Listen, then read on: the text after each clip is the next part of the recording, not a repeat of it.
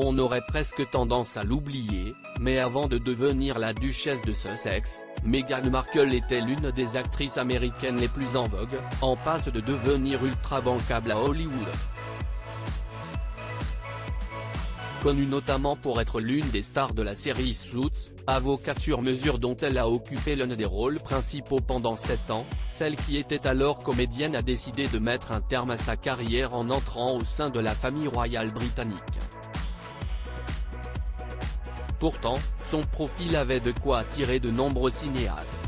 Comme l'a révélé le tabloïd anglais The Mirror ce mercredi 25 janvier en remettant la main sur un CV datant de 2005, celle qui est devenue depuis l'épouse du prince Harry avait de nombreuses qualités et compétences pour occuper tout type de rôle, au cinéma comme à la télévision.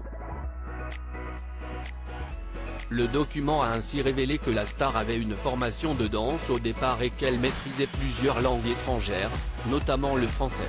CV d'artiste oblige, une petite description physique y est également présente, confirmant ainsi qu'elle mesure un m67.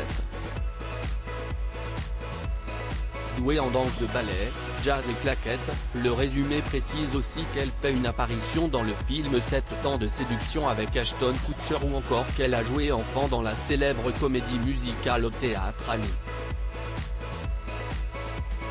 La duchesse de Sussex avait également précisé être très sportive, pratiquant le yoga, le fitness mais aussi le kickboxing.